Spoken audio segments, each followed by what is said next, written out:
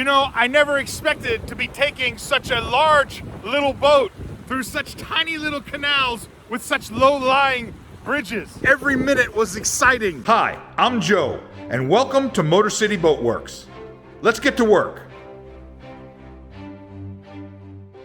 Welcome back to the show. This episode is part 2 of a recent trip I took to Friesland, Netherlands on a 9-meter steel Dutch trawler. I'm not working in the boat works, but I am still working on the boat. If you missed the first part of this series, be sure to check out that episode. It has a lot of great information about the boat that I'm using and how it relates to my larger boat restoration project. If you've been watching the channel, you know that I'm in the process of restoring a 1986 Ulben 27 pocket trawler. Right now, it's a bare hull, and over the last year or so, I've completed phase 1. That's all the dirty work on the boat. All the fiberglass, fabrication, sanding and grinding. We've gotten that all out of the way. And I'm going to be coming up and approaching phase 2, which is installing the systems on the boat and kind of rebuilding it from the hull up and putting all the bits and bobs back inside of it. This trip to the Netherlands, well, I'll be honest, it has 2 purposes. One is I get to take my spouse on a long vacation. We'll be doing 2 weeks of self-touring of the Netherlands using this boat. We drive it ourselves, and it gives us a chance to kind of try everything out. We'll get a chance to both drive the boat and get used to the navigation, but also kind of remind ourselves what it's like to be on a boat. It's been a couple of years. The best part of this trip, the real reason that we've come here, is so that I can try out a number of features and items that are on this boat that I'm considering installing on my boat. Things like a bow and a stern thruster, the diesel engine that they've got on board, the different galley setup that they have, and how the head works using a Vetus toilet. I'll be able to try all these things out and kind of evaluate them in my mind. Is this something that I want to do on my boat, or are there some lessons that I can learn? If you're building a boat, you may not have this luxury to take a 2-week vacation in a foreign country and try out a boat to test out all the gadgets. But I definitely think it's worthwhile to at least get on a boat and take some real-world measurements. Stick with me because I'm going to be talking about 15 tips that I learned from this tiny mini pocket yacht. A little bit of rain today. We're going to be moving from Buzzwald up to Harlingen, and unfortunately it started raining. Today we're going to have a lot of rain on our trip, but we'll take it slow. We had a little bit of a surprise this morning. We got ready to leave, and we found out from the harbor master that all of the bridges in Friesland are closed. It's due to a wind advisory. Once the bad weather passes through the region, then they'll open all the bridges, of course, which gives you access to the canals and stuff. So today we're going to be stuck in Buzzwald, which will be awesome. Because I just love this town. So we'll just hang out here and enjoy kind of a day off. So that this morning, after we found out that we couldn't leave, I went to the harbor master and I asked him, I said, is there an app or something that will tell me when the bridges or things are open or closed or shut down or something like that? And he said, yeah, I will come tell you. Personal service, I love it. The name of the storm is Polly, and it's the worst rain and windstorm they've had in the summer in the Netherlands ever. 145-an-hour gusts. One person already killed, several injured in Amsterdam and outlying areas.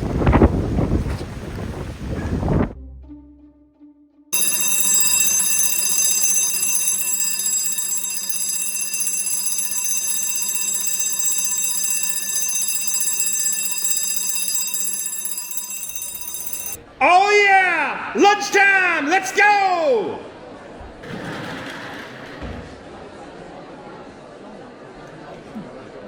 And I said to her, put another shrimp on the Barbie.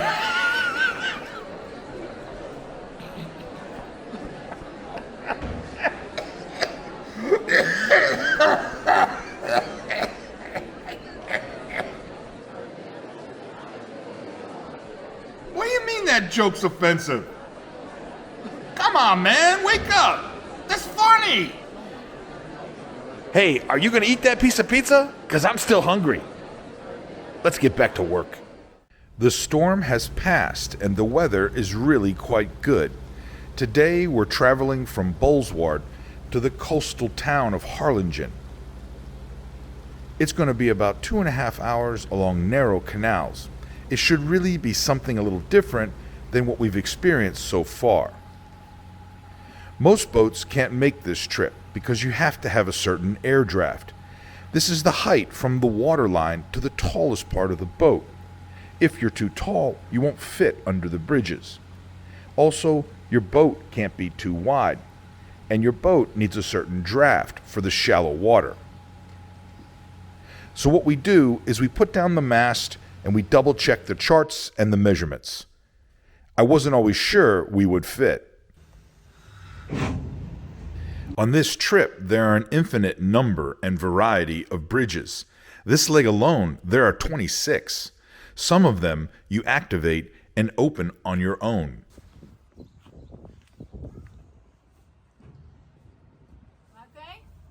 Yeah. Pretty good. This is amazing. I never seen anything like it. Is there a button we hit here? I guess it goes down on its own. Okay, cool. I have to admit, I was worried that going down a canal might be a little boring. But around every corner, the scenery gets better and better.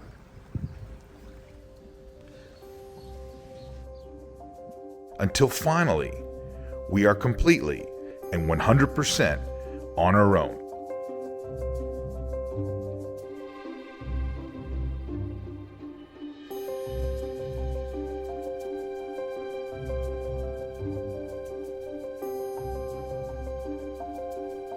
I'm telling you, this is the dream. This is what it's all about.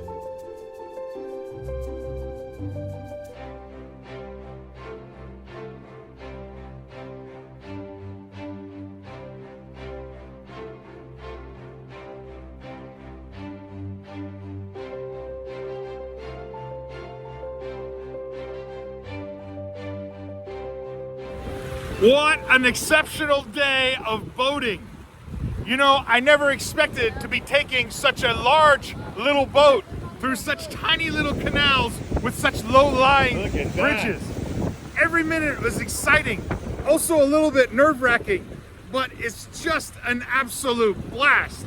You feel like you're in the movie The African Queen and you're making your way through the reeds and the undergrowth to get to a little town. It's just awesome. What I'm going to do now is I'm going to walk you through the boat and I'm going to talk about some of the things that we've learned and kind of our evaluation of does this work, does that work? And I'm going to try and attach some real world numbers to it, some real world measurements. So when you see a space that I'm standing in, you understand, well, how big is that actually? This is something that's not done on YouTube and folks don't really like to talk about it. But I think it's important for the do-it-yourself amateur boat builder or boat restorer. I'm going to be talking frankly about the boat that we're using to take our trip throughout the Netherlands. And I want to be very clear that the Simmerskip 900 is a fantastic boat. It was flawless in operation in every single way. Yacht Weterville does an amazing job of providing quality boats with all of the features and amenities that you might need for extended cruising in the Netherlands. And let me remind you, I have no sponsors. I get no compensation for the information I provide. In no way is this a critique of the boat provided by Yacht Charter Weterville. I cannot say enough good things about this company. All boats are compromises, and you kind of have to have experience with them to understand what you like, what you don't like, what will work in a given situation. Any comments I may make about the boat is purely for the purpose of pointing out details that a person might want to consider when they're designing their own boat. They're just my opinion. Keep in mind these 15 tips when you're building or restoring your boat project. Okay, so right now I'm inside what's called the Salon. It's a combination Salon, Galley, and of course the interior helm station. There is an exterior helm station, but on this trip we hardly ever used it. It was much more convenient just being inside. That being said, I want to tell you that this space is about 6.5 feet wide by about 11 feet long. That's if you go all the way up to the windows that are up front here. It's a fairly large space. It's certainly big enough for two people to kind of live in, hang out in, eat dinner in, and do a variety of things. The only problem with this space is that all of these portholes, with the exception of the center front one, they don't open. And this can be a little stifling when it's really hot outside. Oftentimes when you're at mooring, the wind is coming from different directions, and it sure would be nice to have a side open slider. It would have really cooled this particular room down. If you're building your boat, make sure you think about having opening portholes. Another important issue is that if you don't have opening portholes, you can't talk to the bridge opener, you can't talk to anybody on the side. It can become really, really difficult to communicate with someone on deck because everything's closed in. Above me inside the Salon here are 9 LED lights. Each one has about 5 or 6 little LED diodes. They're on a dimmer switch. We hardly ever use them because frankly, it put out too much light. This particular space has no need for this many LED lights. It could have gotten by with about 6 of them, 3 on each side. This is something to think about. LED lights are great because they don't use a lot of energy, but you want to make sure you don't have too many because you just don't need it. Down in the galley, meanwhile, we only have 1 LED light, and it would have been nicer to have at least 1 more light down there that was working together in unison. The last thing I want to talk about is a project that I'm working on for the Albin 27, and that's designing a cockpit dining table which will go inside the covered cockpit area. This particular table that's inside the Salon here is approximately 33 inches by about 24 inches. And what we discovered is that it's too big. It's just too large. Trying to scoot around it. Now you can't get past it. Even if you turn it this way, well, it blocks this side as you're trying to go around it. It really needs to be about half as big. There's no reason to have a table this large when you only have 2 to 4 people on the boat. You can really get by with a table that's about half this size, something like about 18 by say 24, and that's what we're going to do on the Albin 27. This is the helm station of the boat. There's actually 2 helm stations. One is on the interior of the boat and one is right outside in the cockpit on the starboard side.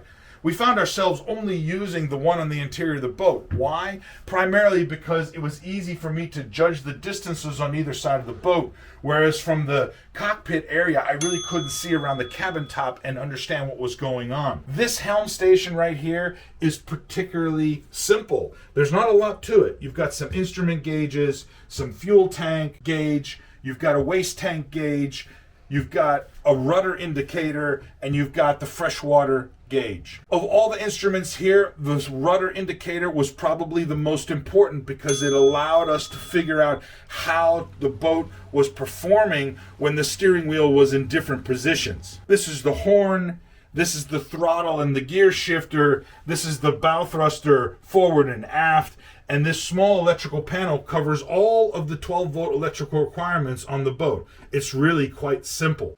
One thing I want to point out on the steering wheel is that even though there was a rudder position indicator gauge, there was no marking on the steering wheel which indicates is the steering wheel in the center position. Now, of course, it can be rotated around and this will be off center, but when you finally get back in position and the rudder is finally centered, it sure would be nice if there was some kind of an indicator, a decorative knot, maybe some type of different colored spoke that would mark that the wheel is in an upright position. One of the things that we realized on this trip was that on the days when it wasn't particularly cold, it was a little bit stifling. And we ended up purchasing this little fan here, which is fantastic because it can be charged by USB. It runs for about 11 hours and it puts out a nice amount of air.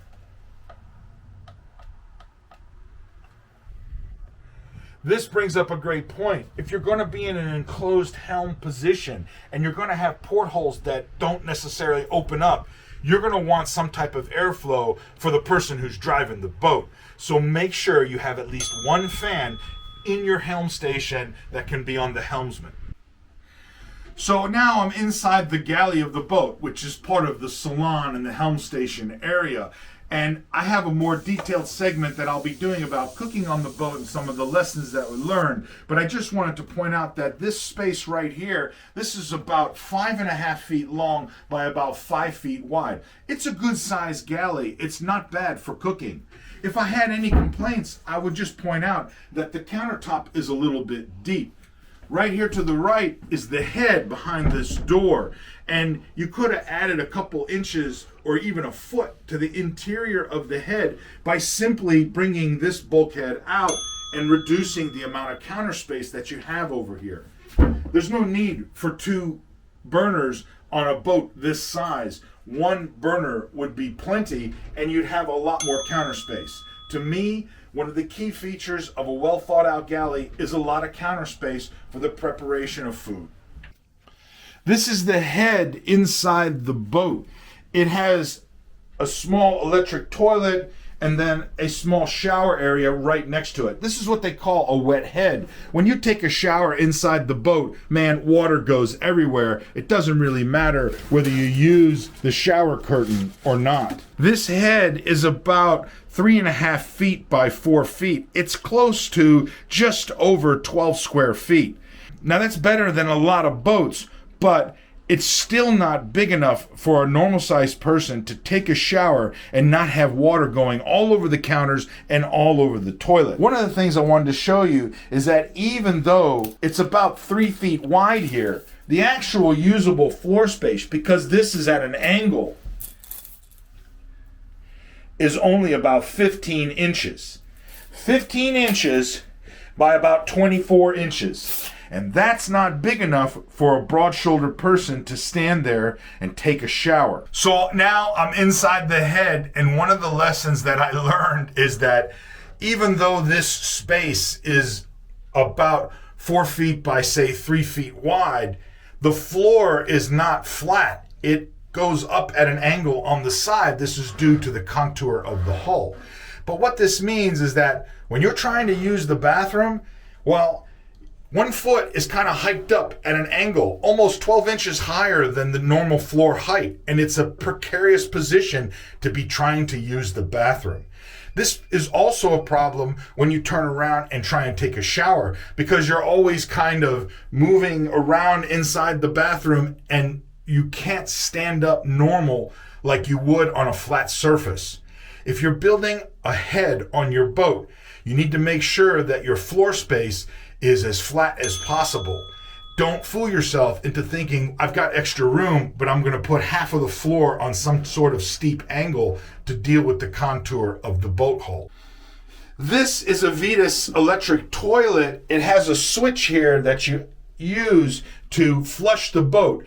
On normal mode, it uses about 2.5 liters of water. On the eco mode, it uses about 1.1. This button is for a complete flush out. This is just the logo. One of the things I don't like about this toilet is that it's not possible to actually fill it with water or to add extra water before you do a flush. You have to keep activating the normal flush mode or the eco flush mode to bring water into the system. So if you're picking out a toilet for your boat, make sure you find one where you can add water and clear the bowl independent of any type of flushing option. The last thing you have to have in your head is some sort of fan. You've got to have a fan inside the bathroom so that you can dry it out after you use a shower, and so that you can ensure there's not going to be any mold growth and that there's a good circulation of fresh air. It really makes a big difference for your comfort and, of course, for maintenance down the road. Let me show you the V-berth, but real quick, let me show you this. This is the door to the V-berth, but what I want to show you is that there's no latch to keep the door open in order to keep the air out. So the most important thing is, if you put a hatch inside your boat, there's got to be a way to secure it in rough seas. we've been using a bungee, but this is a precarious setup. When this hook releases and catches you in the eye, well, there's going to be a problem. So make sure there's some type of latch to hold open any door. I would argue in the case of a V-berth, there's no need for a door there, right? It's just a space that you're crawling into. But here's why I don't like a V-berth. This space right here is just 19 inches wide. It's barely big enough for a person with broad shoulders to squeeze themselves through. And then you have to crawl in on your hands and knees and somehow turn yourself around. The V-berth inside here is about 6.5 feet long, and it's about 6 feet wide. But the reality is there's not much usable space. It's actually pretty small. The V-berth on this boat, well, it got a little old after 14 days. This is one of the reasons that I don't care for V-berths in my boat layout. I really think that a pod type arrangement like we're going to have in the Albin 27, or even better, a walk around or side entry double or twin bed is really the way to go, at least for long-term cruising. If you're going to be at sea and you're going to be a solo sailor, of course you want a sea berth that's going to be tight and keep you in place. But for living aboard long-term with a companion, you're going to want a little bit more room, and you want your main cabin to be easily accessible both in and out. The last thing I want to show you is the forward hatch, which is for the V-berth. The forward hatch on this boat was great. It's got a kind of a mesh netting to keep the bugs out. That works fantastic. But the only issue is that the hatch, I think, is on backwards. The hatch should be turned around the other way and open, so that when it's open and the bow is into the wind, the air is scooped into the boat. By putting the hatch on this way, well, it's backwards and no air can free flow into the boat. Make sure if you're putting a forward hatch on your boat that it can be sealed up watertight, but turn it around so that it goes facing towards the bow of the boat and can be open to scoop air. So let me summarize. In the V-berth of your boat, you're going to want a couple of things. You want to make sure that your hatch is facing the right way so that it scoops in the most amount of air that it possibly can. You want to make sure that you have opening portholes so you get a lot of ventilation. You're going to definitely need at least one fan inside your sleeping quarters. And you're also going to need plugs for your charge your phone or accessories. You got to have at least 12 volts and maybe even a 120 or 220 volt outlet inside there.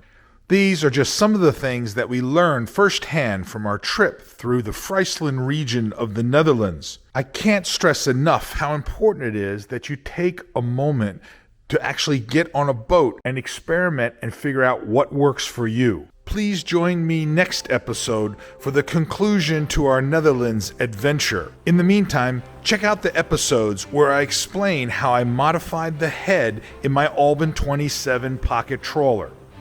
We'll see you next time. Stay motivated.